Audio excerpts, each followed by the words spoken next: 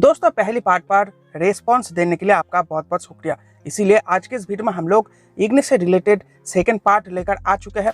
इस पार्ट में फिर से आपको 10 सवालों का जवाब मैं दूंगा। जो कॉन्फ्यूजिंग भरा सवाल होते हैं उनका जवाब मैं आपको इस वीडियो में दूंगा, जिससे आपका जो डिसीजन होगा वो और भी ज़्यादा बेहतर हो जाएगा और आपको एक बेटर डिसीजन लेने में मदद मिलेगा। तो चलिए शुरू करते हैं। नंबर 1 पर जो सवाल होगा वो होगा, can 5 people travel in Ignis? तो जी हाँ, 5 लोग इजीली इग्निस पे बैठ के ट्रैवल कर सकते हैं। पीछे जो सीट आपको देखने को मिलती है वहां पर एक ही कमी आपको देखने को मिलेगी, आपको थाई सपोर्ट थोड़ी कम मिलेगी। बस आप इजीली 5 एडल्ट्स बैठकर सफर कर सकते हो, कोई भी प्रॉब्लम आपको नहीं होगी।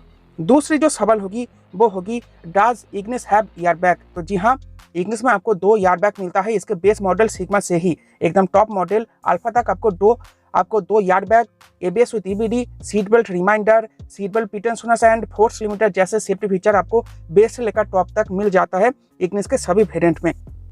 Is Ignis good for highway? तो जी हाँ, इग्निस हाईवे के लिए एक परफेक्ट गाड़ी है। कार बिल्कुल स्टेबल होकर चलती है, कोई भी प्रॉब्लम आपको देखने को नहीं मिलती। स्टेबिलिटी बहुत ही बढ़िया है। स्टिफ सस्पेंशन का यही कमाल है कि हाईवे पर भी हाई स्पीड पे कार बहुत ही अच्छी खासी स्टेबल होकर चलती है। लगभग 100 से लेकर 120 किलोमीटर स्पीड तक कार बहुत ही स्टेबल होकर चलती है। आपको कोई भी डर या फिर परेशानी इग्निस को हाईवे पर चलाते टाइम महसूस नहीं होने वाली। बॉडी रोल को बहुत ही अच्छी तरीके से मैनेज किया गया है। चलिए आप आगे बढ़ते हैं और अगली सवाल की जो जवाब है वो मैं आपको देता हूँ। Is Ignis fun to drive? तो जी हाँ, इग्निस एक फन टू ड्राइव कार है, क्योंकि कार बहुत ही कॉम्पैक्ट है और कॉम्पैक्ट साइज में आपको एक बढ़िया 4 सिलेंडर इंजन मिल जाती है जो आपको बढ़िया पावर डिलीवरी दे देती है, जिससे आपको एक पंच परफॉर्मेंस इग्निस में देखने को मिल जाती है। आपको कोई भी प्रॉब्लम नहीं होती।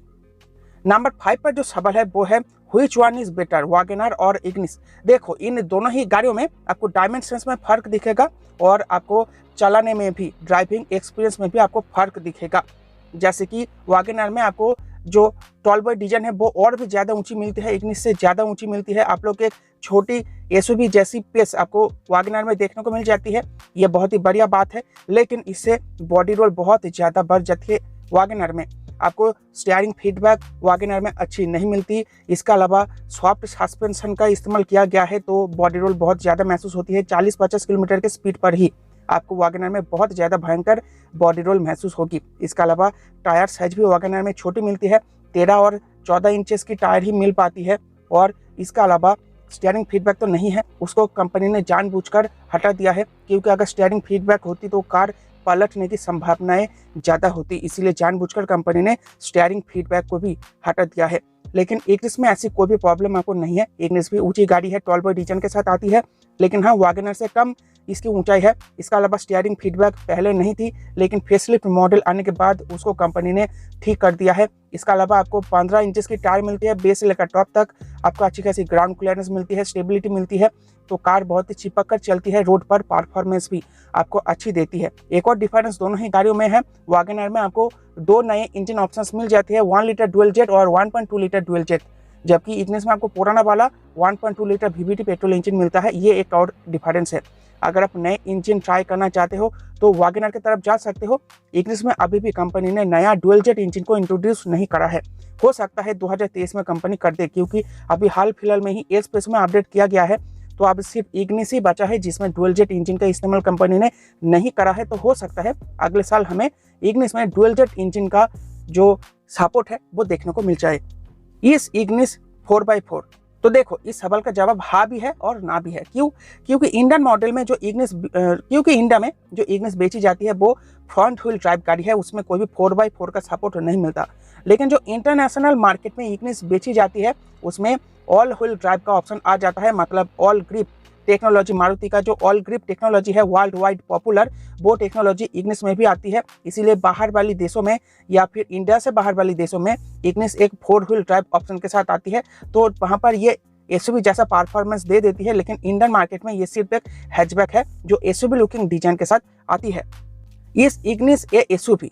तो जी नहीं, इग्निस एसयूवी नहीं है। इंडियन मॉडल में इग्निस एसयूवी नहीं है। अगर आप वर्ल्ड में जो मॉडल बिकती है इग्निस की वहाँ पर देखोगे तो वहाँ पर हाँ, ये एक एसयूवी है, मिनी एसयूवी आप इसको कह सकते हो। लेकिन इंडियन वाली मॉडल एसयूवी नहीं है, ये प्योर हैचबैक गाड़ी है।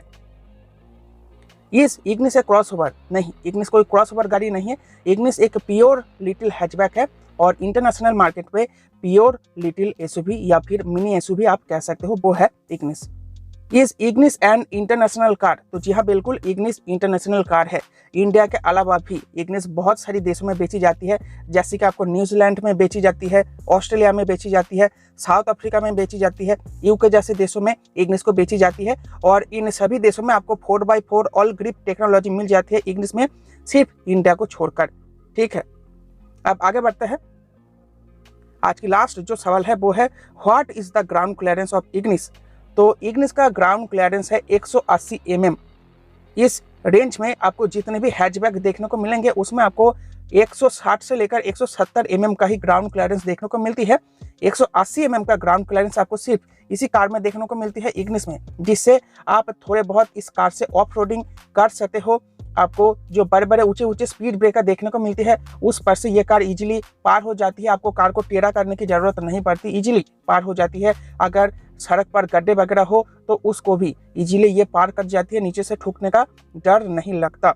लेकिन स्टीप सस्पेंशन का इस्तेमाल हुआ है, इसीलिए आपको अंदर वो फील जरूर होगी, थोड़ा बहुत जो आपको धक्का वगैरह महसूस होती है बम्पर पार करते टाइम या फिर गड्ढे वगैरह पार करते टाइम, तो वो आपको थोड़ी बहुत फील जरूर होगी। सामने जो फ्रंट पैसेंजर बैठेंगे उनको उतना ज़्यादा फील नहीं होगा, लेकिन जो पीछे वाले पैसेंजर बैठेंगे उनको थोड़ा बहुत फील होगा। तो ये आपको एक बार देखना जरूर है।